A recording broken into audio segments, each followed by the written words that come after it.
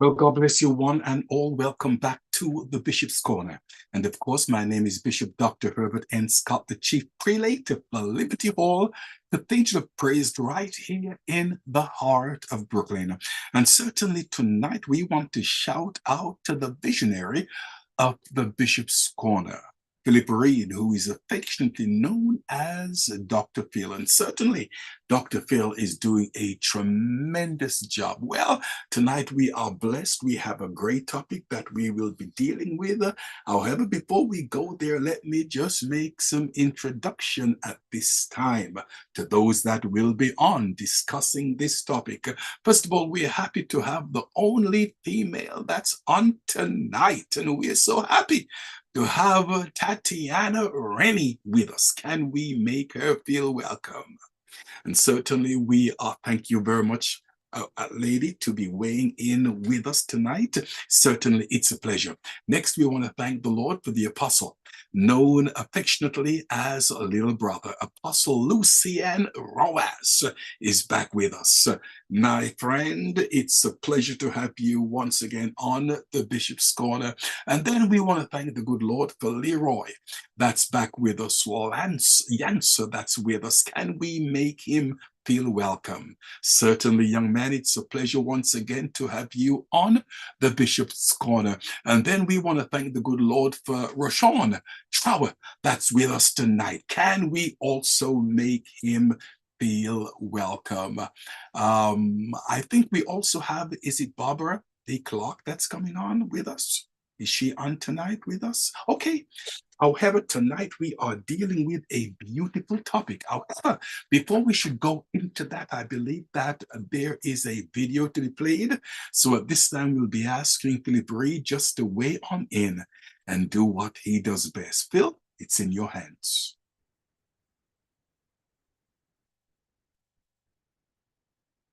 I can't hide myself. I don't expect you to understand. I just hope I can explain what it's like to be a man. It's a lonely road, and they don't care about what you know. It's not about how you feel, but what you provide inside that home. Being a man is what you make it. You can't always live up to expectations. You try to please everybody while you struggle, so you fake it and end up out of balance, compromising situations. As a good man, do what he should, man. I'll give everything he has and do everything he could, man. You might find yourself feeling all alone inside a house you built that you don't recognize as home. And that's what my daddy told me, and I'll tell my son the same. Now that I'm older, I relate and I actually feel his pain. He never cried, he might have lied, but he did not complain. And he said, son, one day you'll have to do the same. I get emotional when I stop and think and I look around beyond the county lines of my small town. I think about all the men out there who feel like I do now, who are screaming on the inside but won't ever make a sound. I can't hide myself. I don't expect you to understand. I just hope I can explain what it's like to be a man. It's a lonely road, and they don't care about what you know. It's not about how you feel, but what you provide inside that home. Don't give up, keep fighting. As a man, our sun is our horizon, and our father's actions play a role, and we end up like them. so they can't let us see them hurt. Cause we'll embody what they do and start a generational curse. No wonder most men are so depressed, all the things that they can't express. They go to war, get thrown on the shelf, then go back to war with their mental health. Then grab that bottle and ask for help, try to pull themselves out of hell, then fall back down and then realize that they're gonna have to do it themselves. It's the circle of life. As a man you provide, they don't know what you're worth till the day that you die. And that's when they start crying, then move on to a man to confide in. That's why we feel we can't hide ourselves. We can't hide ourselves. We don't expect you to understand. We just hope we can explain what it's like to be a man. It's a lonely road, and you don't care about what we know. It's not about how we feel, but what we provide inside that home. Inside that home. That home. That home. It's not about how we feel, but what we provide inside that home. Inside that home. Beautiful indeed. I really thoroughly enjoyed that, and I'm sure that all of us did. Well, that was To Be a Man, insight from Doxy's song To Be a Man. Okay, tonight we are dealing with masculinity. Now, I do love the chorus of that song that goes something like this. I can't hide myself. I don't expect you to understand. I just hope I can explain what it's like to be a man. It's a lonely road, and they don't care about what you know. It's not about how you feel, but what you provide inside that home. Before we should get to question number one, hear this. I just hope I can explain what it's like to be a man. And I want to put that question to the panel tonight. What really is a man? What really is a man? When we speak about masculinity, manhood, what really is a man? Now, seeing that we have three beautiful, gigantic, handsome, debonair, well knowledgeable men, let's hear from the men first, because of course they are men, so they should definitely know what a man is. Now let's go first of all the way to Rashawn. Rashawn, my friend, what really is a man? That's a bit of a difficult question, but I will say that a man is not determined by age. A man is determined by what he does and how he takes care of himself, because you have plenty of 30, 40, 50-year-old boys, and you have a ton of aged men, because as my dad always told me, a man takes care of his home and takes care of himself. And so that's my definition of what it means to me. Okay, let's hear from Leroy. Leroy, what really is a man? Off of what Rashawn said, a man is not age. I know, like, plenty of older boys, like he said, but I would say a man is responsible. He handles his responsibilities. A man is a person who's secure in their masculinity, and a man can be the wolf when it's needed, and he can cage it when it's not. He can create a home that the women in his home are free to express themselves. My daughter is free, she's free to be the person she wants to be. I don't inhibit her. I don't hold her back. I want her to be all that she can be. And I see it as my role as a father to protect and nurture that. So and that's what I see as a man it's you're the provider, you're the protector, you're in a small extent, you're the nurturer. So it's all about responsibility and having that role. Thank you very, very much. Would you say that a man has got several different roles to play? Yeah. Everybody has different roles to play. It doesn't matter whether you're a man or a woman, you've got different roles to play. I mean, sometimes the woman has to step up and do the stuff that the man does. Sometimes the man has to step up and do what the woman does. Doesn't make a man a woman or a woman a man. I mean, we're both different, but I mean, we're people. You specialization is for insects.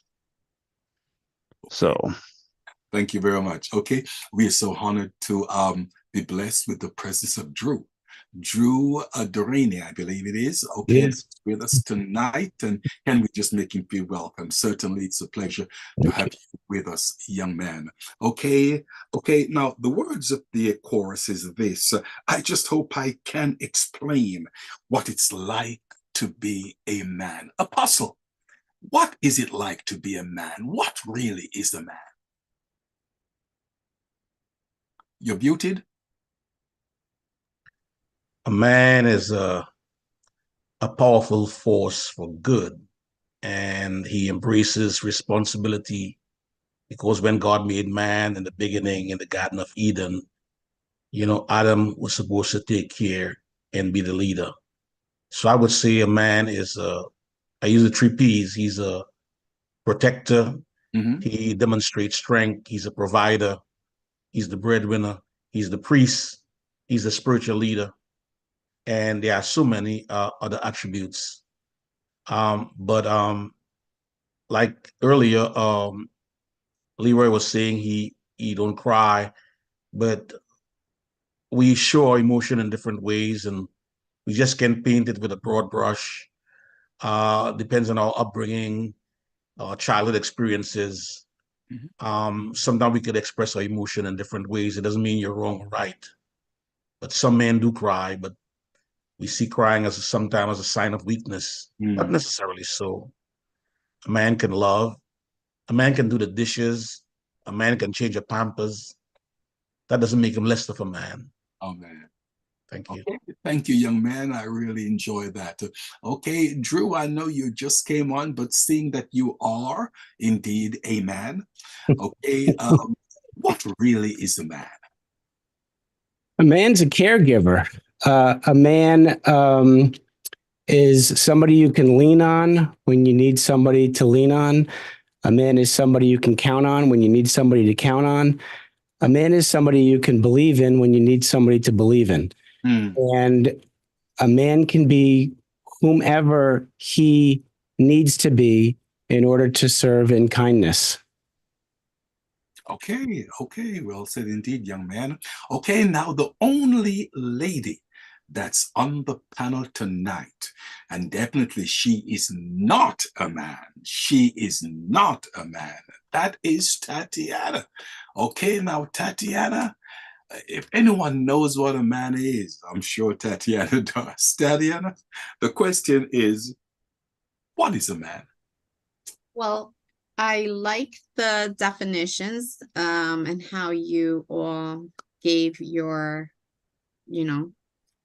idea of what is a man. I agree with it all. As a woman, I think being authenticating a man's role is exactly how I want to say, I have it written here. Leroy and Lucian and how you explained it. It's not about age. It's exactly about taking responsibility, right? But like I explained before we went on air, traditionally men saw themselves in how physically strong they were and and how controlling they can be. Today, I think that those roles have changed. Seeing a man being able to do household chores without feeling like it's taken away from their masculinity or their role as a man, as a provider, as a nurturer, is amazing. Being able to be the partner, not the one that's dictating everything in the home, is also important, right? My dad always told me, You don't want to walk in front of a man or behind a man. You want to walk next to a man, right? Being a partner.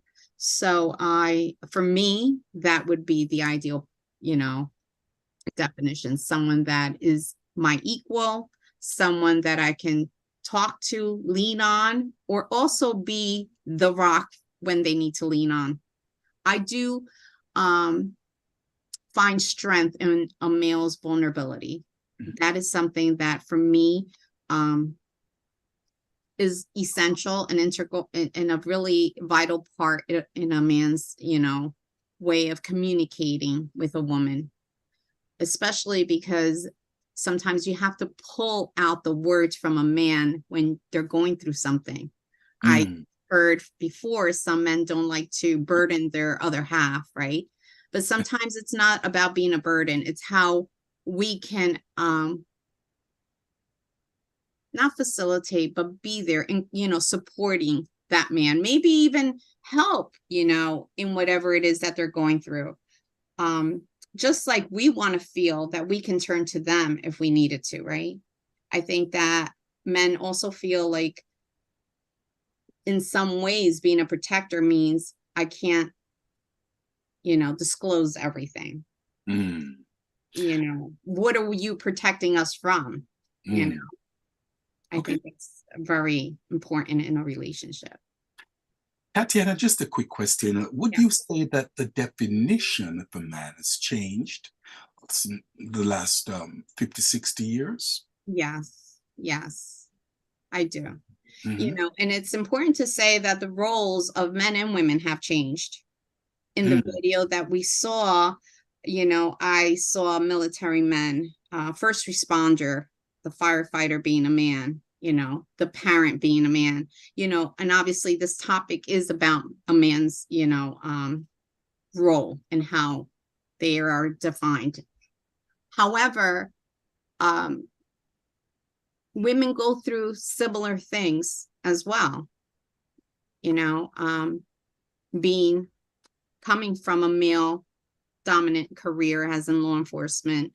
I found myself doing exactly what men would do, right? Suppress emotions.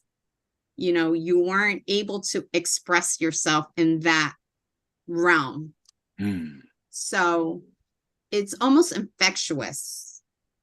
And I like to think that we have made strides throughout the years to have that, when we talk about equality, men versus women, that comes in the home, in relationships, right? Where men can feel more safe.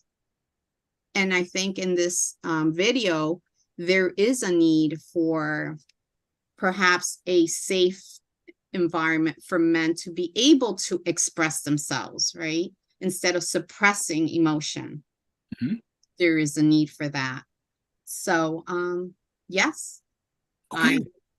Thank you much. Okay, well, that is a question that we could go over, and we could spend all night on that particular question. However, because of time. Okay, let's go to the first question, okay, for our consideration. How does Darcy's song, To Be a Man, reflects contemporary perspective on masculinity? Okay, let's hear from Drew first. Young man, Absolutely. It's a very good question. I honestly would say that right now, a male's role is blurred. The perspective of we have been raised and are told not to show our emotions, that showing your emotions are weak. So that's one. And two, the word toxic that has come up with toxic masculinity has gotten masculinity, the term itself has got a negative connotation. So we're being told not to be masculine because it's tied to toxic. So if we can't be what God intended, which is to both we have feminine and masculine energy, we're being told not to have either. And we are listening, we're complying. What ends up happening is we don't know what our responsibilities are. We don't know what our roles are. And we then question our identity. Why are we on this earth? We need to be here for a bigger purpose. What's our purpose? And I think that's what's happening now to men. The perspective, and that song was very gripping. That it lets us know that we're not on an island all by ourselves. I used to think what I was going through, no one else's. Well, you see that video. God bless those gentlemen for coming out and admitting that we are human. We are human. Mm-hmm. Yes, sir, I definitely agree with you. Let's put that same question this time to Leroy. How say you, young man? Well, I guess one of the things I'd have to say is when you look at the difference between contemporary versus traditional masculinity or femininity, either one, and it's like Drew there was saying, the lines have become blurred. And I start to think, is that a good thing? Is where we at, is it a good thing? Now, some things are better. I think some things are worse. But if we look over the past 50 years, suicide rates are up, depression is up. I mean, so could it be because these roles have become both sides, men, masculine and feminine, they're kind of being, I think that they're trying to blur them and say, well, they don't really matter now. And it's like I was saying in the pre-show, masculinity that it's trying to be suppressed. The femininity is trying to be, suppressed, but it's bestowed upon us by other men. Masculinity, I don't bestow masculinity upon myself. It's femininity is not bestowed upon a woman by a man. Masculinity is bestowed upon you by other men. It's how other men perceive you. It's how I perceive other men. Okay, that person's masculine because of these traits. And then women look at each other the same way, and we think differently. And now, of course, I'm being all discombobulated now that I'm on the spot and trying to think about it. But I just wonder, we have lost those, we no longer have those rites of passage. So we used to have masculine rites of passage where the men would go out with the men, and it's like, okay, now this makes you a man, and you can still do this today. It's we don't have to go out and hunt something. We don't have to go out to war and fight something. It is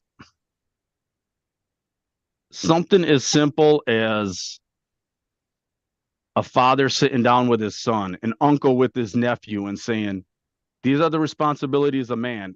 I'm giving you these responsibilities, because I think that's the biggest thing that nobody has anymore, is we no longer have responsibilities. So once we start losing these responsibilities as men, once we start losing these responsibilities as women, and we don't have those rites of passages, we never grow up. We don't have that point where it's like, I am no longer a child. Now it's time to be a man.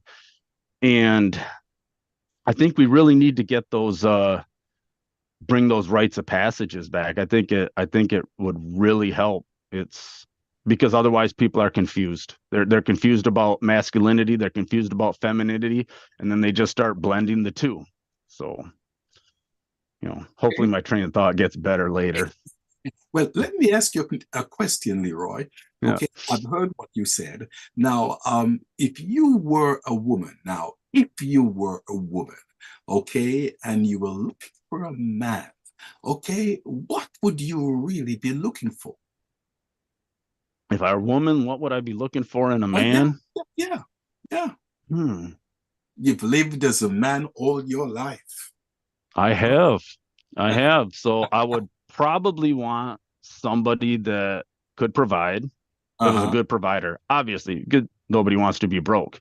I mean, there's thousands of songs about I don't want no broke man, so you don't want to be broke. And you want somebody that's responsible, because if you do build a life, you want that person to be able to build that life with you. And I do believe that we're partners. And I think what I said earlier and Tatiana brought this up, she said, because I was the one that said, I don't want to burden my wife with this stuff. And I think burden was the wrong word, that I used, and it's because I do talk with her about stuff, but because we are partners, it's so she has a different perspective than what I have, because I'll be like, I'm freaking out over this, and she's like, settle down, you got this over here, and I'm like, oh yeah, completely forgot about that. So you want somebody that you can talk to, you want somebody that you can be on equal footing with, and that you can build, that is willing to build the same dreams and go in the same direction. You might not be on the same road, but you're going in the same direction towards the same goals. And that's, I think, if I was a woman, I'd want somebody that wants to, that we can compromise to reach the final destination together. So you're telling me exactly how you are, correct, young man? That's what I try to be. Okay, thank you much. The question is, how does Knox's song, To Be a Man, reflect contemporary perspective on masculinity? Let's hear from Rashawn at this time. Yeah, the just the overall term about masculinity and what it means to be a man, it's seemed to have changed over the past 20 or so years, in my point of view, because I remember growing up as a kid, I was allowed to cry, but at the same point, my dad was stern with me when, excuse me, my dad was able to talk to me. Sorry about that. My dad was able to talk to me in a stern manner without me having to feel that that there was something wrong within our relationship and that my dad had to be taken away from us or something because he was being stern with me. My dad always he gave me rules to follow. He gave me rules to become a man.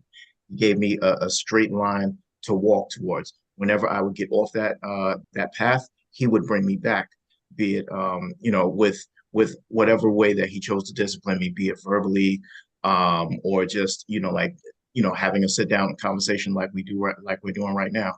However, in the past 20 years, it just seems like now, if you talk to a child and you give them you look to give them guidance in a way that doesn't conform with what today's standards are, now all of a sudden you're, as Drew said, you're being a toxic, you're giving toxic masculinity, or you just don't understand what it means, and you have to let the child grow into who they have to be, and things like that. And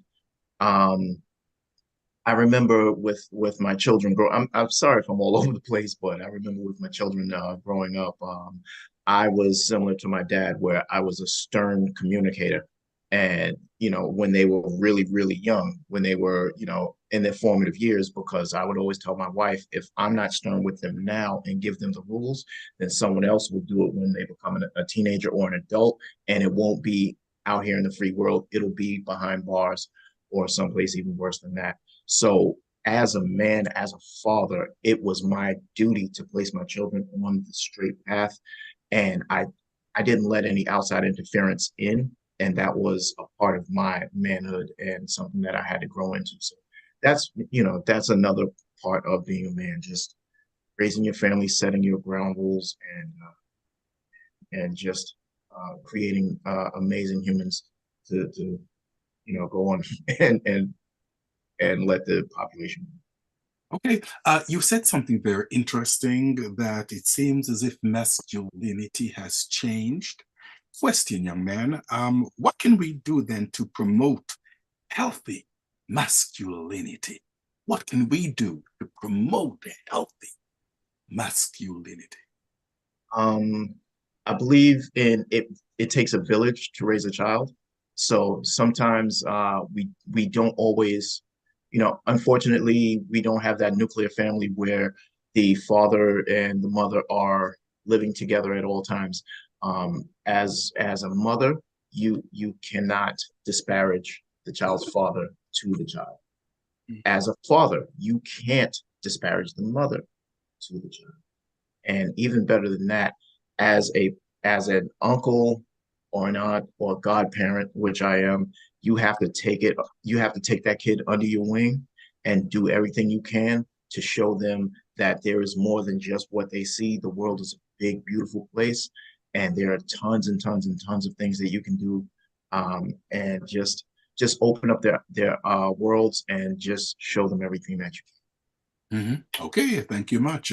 Okay, the question is, how does Dox's song "To Be a Man" reflect contemporary perspective on masculinity? Apostle Lucian Roas, how say you? Yes, this song is really dynamic, and it begins by saying, "I can't hide myself. I don't expect you to understand. I just hope I can explain." And sometimes, even low down in the song, he was talking about women, children, and dogs.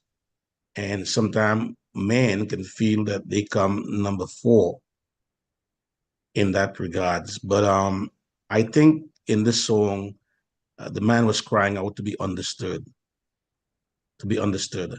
And we need more support than people think. You know, we have this macho, masculine, appearance, this ego, but we can be very fragile on the inside. You know, in the beginning, and I go back to the scriptures where God says in Genesis 2:18, it's not good for man to be alone. In his infinite wisdom, he saw there was a need, and he made for him an helpmate. And so we always need companionship, friendship, relationship, fellowship. You know, it's not good for us to be alone. We cannot strive in the context of isolation. So we as men, sometimes we are called upon to provide and to be the man, and sometimes men can also go through an abusive situation. We think it's only women are abused, and I want to strike a balance here. Not that I'm against that, but I'm saying sometimes men can be abused and suffer in silence because wow, you're supposed to be the abuser. You're the macho guy. You're the masculine guy. You're the strong guy, and a man is being abused, and so he's begging to be understood. Don't just look at me as a provider. I won't. There's a saying that men like respect, women like love and attention, but we like to feel appreciated. When we come from a hard day's work, we want to be appreciated when we come home. We as men want to be appreciated. I'm speaking from a man perspective. You know, I go back to the scripture. I'm an apostle. I'm a preacher for 40 years. It says, therefore shall a man leave his mother and father and cleave. The word cleave means to glue or to stick together to his wife, and the two shall become one. We don't want to leave a mother and father and join another mother. We don't want to be treated as a son. We want to be a man. We want to be a husband. We want to make mistakes. We want to fail. We want to succeed. We want to provide. We want to feel pain too. We all face challenges in this life, and the brother is pleading to be understood. We don't want to turn to drugs. We don't want to turn to depression. We don't want to turn to the bottle. We want to be understood as men, as fathers. You know, as a father, oftentimes I think sometimes I feel I could have done better. Sometimes I feel like I've failed in some areas. And sometimes my kids have to remind me, no, you're a good father. We couldn't get a better father than you, but we put so much pressure on ourselves sometimes, saying that if I was better, this might not have happened. If I was better, this might not have happened. And sometimes we can go around with guilt, and the burden can be overwhelming as men. And we feel that we don't say much because we don't speak as much, we not vocalize as much, and we got it together. We all right. But sometimes we too need that supporting cast. We need a Jonathan in our lives as David. We need friendship. We need support. You know what I mean? We need sometimes a place to be vulnerable, to divulge. You know, we not always have it together. You know, and people have to understand that. You know, we go out there in wars, we go out there and provide, we go up there and we climb tall buildings, we do construction. We the tough guy, but we need a place to where we can be vulnerable and it's okay. Yeah. Said something that I really want to make mention of. That man is somewhat fragile. Now, the question I want to put to you, my friend, is this. What are some of the attitudes that real men should manifest? A real man. What are some of the attitudes that he, as a real man, should manifest? Not just to be strong and be on a football field and, knock a guy to the ground. That's what we see sometimes as a man. But a man can be loving, caring, humble, forgiving. These are great qualities of a man. You know, Change Bishop, diapers. Change huh? diapers. Change diapers. Yeah, do the dishes, you know? So I'm going to be a little bit transparent here. Sometimes we put up a facade and we don't want people to see who we are. You know, I'm apostle, so I'm spiritual, I'm strong, I'm deep. I don't want to see, nobody sees me vulnerable, you know. And I remember going through a challenge in my life. Who hasn't been through a challenge? You know, the word of God says, guard your heart, Proverbs 4:23, with all diligence, for out of it are the issues of life. One version says, garrisons your heart. Yes. You know, and if you look at David, a man after God's own heart, his family was to a point dysfunctional. His son pulled a sword, his incest in his family. It's crazy. Oh, yeah. And I remember a time when I went through depression. Mm. You say, what? No, a man of God shouldn't do. You're strong, you're leading people. No, don't talk like that. People will think you're not anointed. Hello. My teenage daughter, stepdaughter, was pregnant. My son got locked up. I'm talking real talk here. Yes. Real talk. You know, I wanted to give up the church. You know, I was going through some financial struggles and I wanted a place to scream. Mm. And I wish somebody could understand me. And then on Sunday morning, I got to come and preach a sermon like all is well. And sometimes that's the time I preach the most powerful message. And people come to me and say, Pastor, you was a blessing today. But they don't have a clue what I was going through internally. That's why I talk about the outward man. The outward man is just the facade. It perishes. Jesus talked about the religious people. On the outward, it was white and inside is full of dead men bones. But the inward man is what we're dealing with. The inward man has to be renewed every single day. You gotta pull yourself together. And again, the responsibility is so overwhelming that if I go down, a lot of people go down with me. I'm the leader here. Mm-hmm. You know, so many times we gotta suck it up. Many times there's not a place of to be vulnerable, to you know, a place to vent.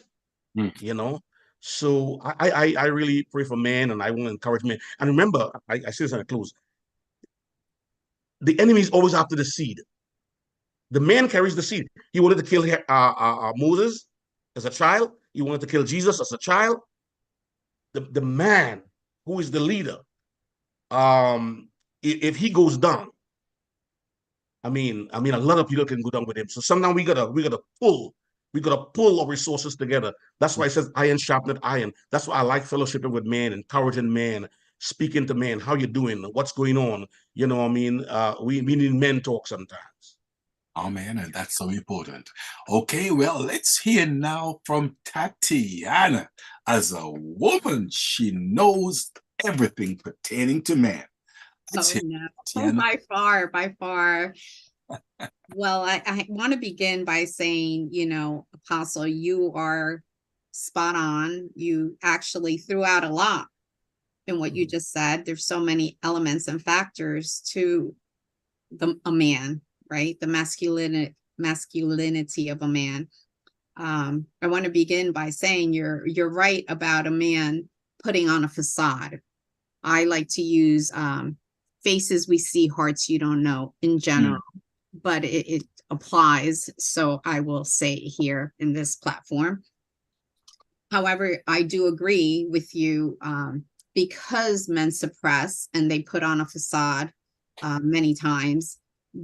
There is a high need for a space, right, where men can actually express their emotions, be validated. I think that's a key word that men often lack, right? They lack that validation from the people that matter the most, I think. And however, it's like something like Leroy says, it's validations that are bestowed by other men and women. As Bishop has stated before, many times men are belittled by their significant others, right? They're belittled at home by their women. You know, maybe they're not providing enough or whatever the case may be. And that becomes an issue. I apologize. But I also want to go back to like defining masculinity, because it also is about behaviors and attitudes, right? From men. It's a behavior and an attitude. And those behaviors and attitudes, men are not born with. They're behaviors and attitudes that are instilled in them through their caregivers, right? Through their upbringings, through their models.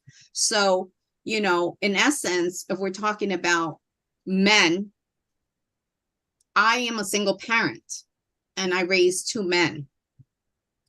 I probably would have done 100% better if I had my significant other be a role in the upbringing of a man so that they could model after that person, right? However, that was not the case. So when we're talking about how men are today, I think that one major and vital, essential part is communication, right? If you're suppressing your emotions, but yet you want to be validated, I mean, it's going to be difficult because nobody's a mind reader. No one. So you have to learn to express. Even if sometimes it means you're crying, you're yelling. I mean, you have to be able to feel safe in doing that. I mean, without being violent, because there's also toxic masculinity, which if we talk about toxic masculinity a little bit here, and it's about the traditional way that carries on to today's time, right? What was toxic about being a man that is considered toxic? Men like to have many women. That was one, right? Controlling, physical strength, exerting that in their homes to show that they are the men. Today, like we are talking, men are more receptive to doing what was traditionally known as women's work, right? Cleaning up, sweeping, washing a dish, like helping changing a diaper, feeding the baby so that the other person can sleep, like reversing the roles, not taking away from the masculinity of your partner. Makes sense? Yes. This is where my perspective is coming in. You said a lot, Tatiana. You said so Very much. good. Now, hear me. You said that you're raising two boys as a single parent. Okay. What source do you draw from? Because you have masculinity around you. My Now, dad. My dad was an amazing role model, and I thank God every day for him. He's passed, but he was there, and he was an amazing. So when I say our boys model after the male model in their family, and I have to be, I am blessed, grateful, and thankful every day of my life for my dad, because he had all girls, and yet he had 4 grandsons. And what he left behind was that attention with a woman, right? How attentive, how involved, how he communicated, how he listened, even how he got upset. He never hurt anyone. He never raised his hand. He may have raised his voice, but never in a violent way, So there was a way of him. And my dad was a military guy. He served in the Marines, so that is where my attraction of law enforcement comes in. Okay. However, with that being said, my dad was an amazing role model for my children, for my girls and my boys, but specifically here in this, on this topic for my sons. Beautiful. Well said indeed, young lady. Now, let me ask this question, or put this question to the panel. And I'm hoping that you, Tatiana, will really weigh in first. Okay, what builds masculinity? What is it that really builds masculinity? I think I would say, say confidence, right? Confidence in, again, going back to the model, to the first initial caregiver and what you're seeing, because this could go in two ways, right? I think a lot of the toxic masculinity would come from a lot of the poor examples that the person had, the son, the child had in their lives. However, what builds it is exactly the opposite. If we're talking about in today's society, someone that has confidence in themselves, yet, so let's go with high esteem, self-esteem versus an overinflated ego, if that makes any sense to the men here, right? Someone that is dependable, reliable, responsible. I could go on, but Okay, let's those see are if the we major can cover that. points, the key Okay, points. thank you much. Okay, men, would you like to weigh in, please? What is it that builds masculinity?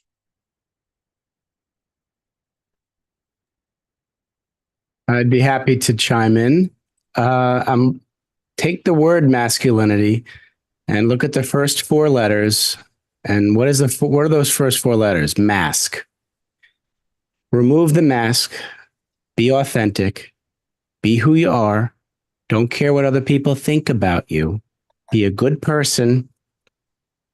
And there you go. Remove the mask. Okay, okay. Anyone else like to chime in on the question? I think once again to build masculinity, I think once again we're trying to go back to the how do I make myself more masculine, but I don't give myself masculinity. Masculinity is conferred upon me. It's like I said earlier, it's like honor. Honor is not you can't give yourself honor. If you're an honorable person, it's because other people see you as an honorable person. And you can have integrity, but you can give yourself integrity, but you can't give yourself honor. And I see the same thing with masculinity. You can be confident, you can be overconfident. You can take the mask off. So I take the mask off. I could be I don't want to use bad language, but I could be just a horrible person with the mask off. So that doesn't build the masculinity by being authentic, because I could be an authentically horrible person, you know, and then people are going to look at me and they're going to be like, well, I'm authentic, you know. And I think it boils down to, like Tatiana was saying, you know, you have confidence, but you have to have the confidence in knowing who you are. It's like, I've had people ask you, like when let's say I was I remember one time I was at the bar, and this was right after I got out of the joint, and I got into it with somebody, and they were like, "What do you think, you're a badass?" And I'm like, "I don't think I'm a badass at all." Nope. But this is going to end badly for you, because I can unleash the wolf, you know, and it's why I don't drink. I'm a very happy drunk until I'm not. And then I become assault or murder gets me the same amount of time, you know. So I become that guy. So I'm like, I don't drink. I just stay away from it. I'm the designated driver. But how do you build masculinity? You build masculinity by, somebody said something about, we need those places to be vulnerable. And traditionally, how did we have that? As men, we had, going way back, hunting parties where the men would be all out. And even now, as men, we hang out, and we may not sit there and we're crying in our beers and talking to each other and they're patting each other on the back, but we might be like, man, that was one heck of a week at work. And I hear you, man. And then you can complain about your boss, you can complain about your job. We're not going too much into detail because that's just how guys are. But it's enough that everybody there, we skirt the subject, everybody there knows what I'm talking about, because they feel the same exact thing. We don't have to get into it. So now it's like, I don't have to listen to you cry into your beer. And it's like, you know, I don't have to be like, go cry to somebody else, you know, but to men, it's showing that little bit of vulnerability, like it's not all together. Everything's not all together, but it's okay because tomorrow's a different day. I'm just gonna complain about this right now, and then tomorrow we're gonna go out, we're gonna hit it and get it. And I think that's the one people start looking at you like, okay, he's what's the word I'm looking for? He's gonna take care of his business. He's not just gonna curl up and just throw it all to the wayside. It's like, okay, here's the problem. He complained about it, but now it's time to go take care of business. So, and I think it's just slowly over time doing little things like that where people start to say, okay, he's showing honor, he's showing integrity, he's showing the confidence, he's showing that he can get things done, and he's not just being that toxic person that's like, oh, I'm mad, I'm just gonna go slap my wife around, and so, and that'll make me feel more powerful. But Leroy and Drew, okay, both mentioned take the mask off. Now, that leads me to a question that I want to put to you is this. What would you say are some of the things that men, real men, are struggling with that sometimes they don't want to reveal?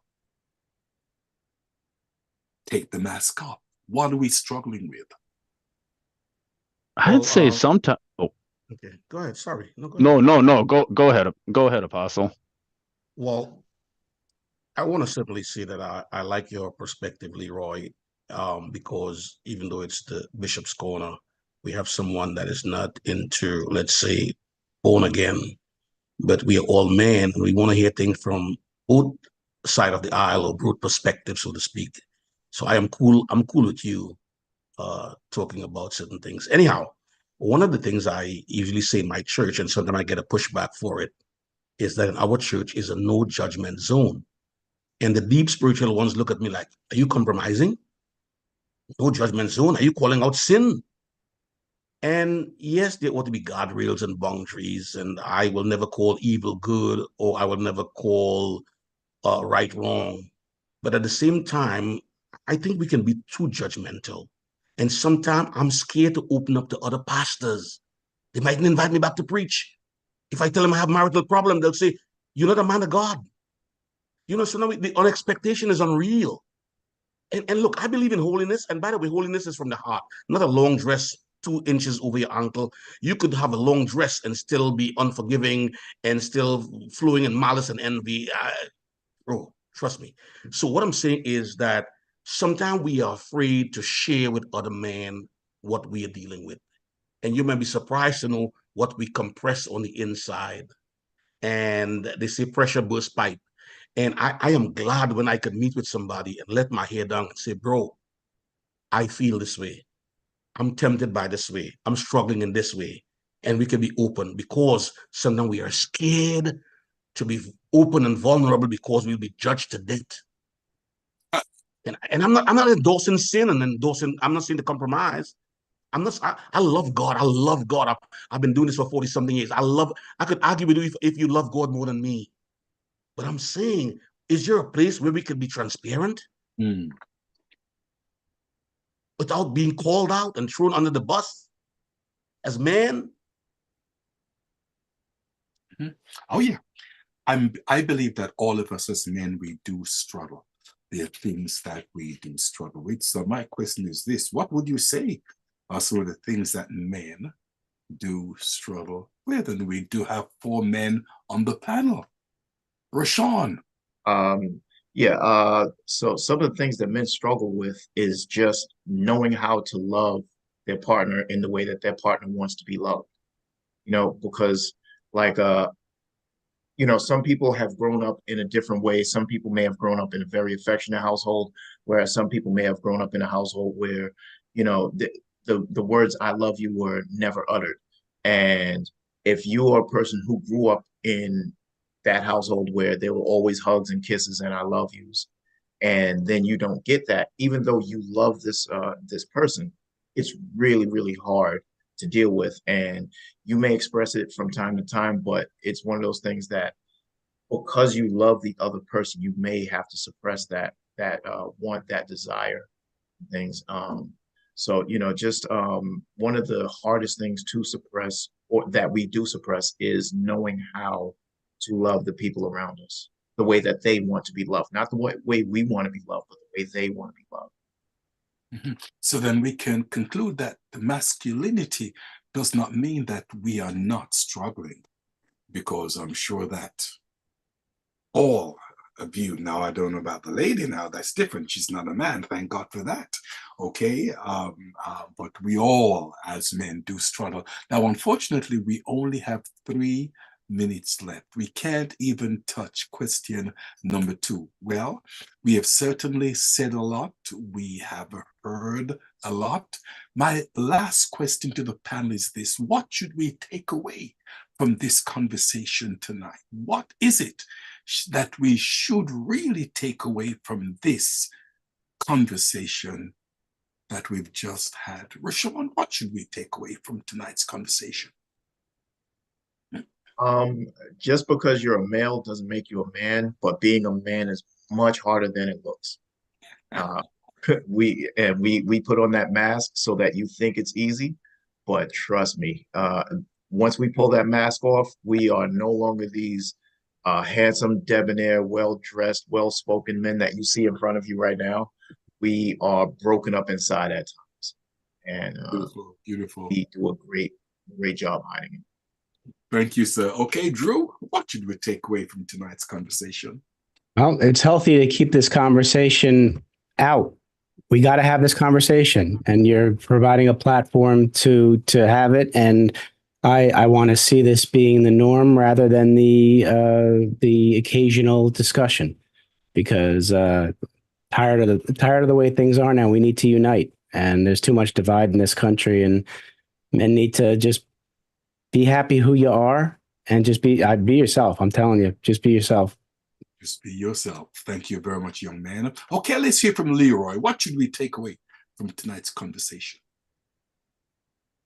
Sometimes it helps to be vulnerable. If you can find that one person you can talk to, that's an amazing friend. Don't let go of them. And I would say a great book would be Men Are From Mars, Women Are From Venus. Great book. Love that book. So. Okay, thank you very much. Okay, Apostle. Just quickly, the question you asked before, and I want to say this, that men struggle sexually more than we think. And when I say man, your title doesn't have anything to do with your struggle. Bishops fall, prophets fall. I'm not endorsing it. I'm saying men struggle with a sexuality more than we think, even in the church. Yes, sir. Thank you much. Okay, now let's hear from the only woman that we have on the panel, Tatiana. My takeaway from this conversation today is that men have multiple challenges. And in essence, many of the challenges that they face are also by how society right views them and the expectations that are placed upon them. So I believe that this conversation needs literally more than one,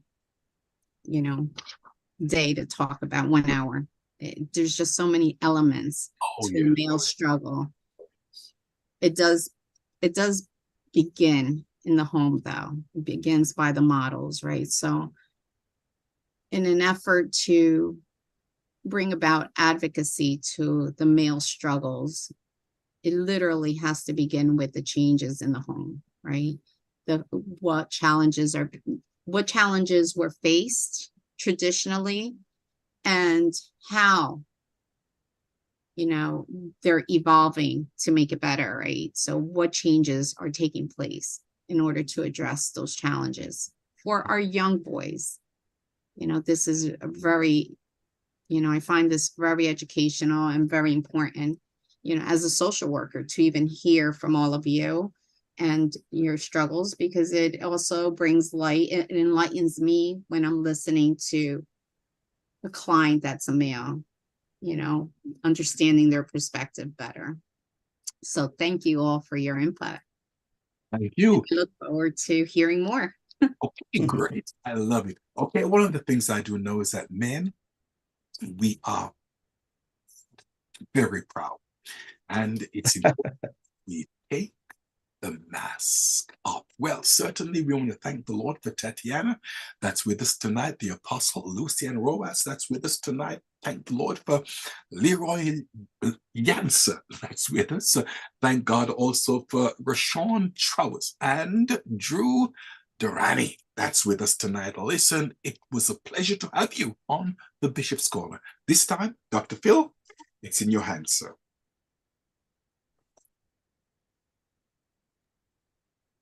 All right. Thank you so much, guys. That was such an awesome conversation.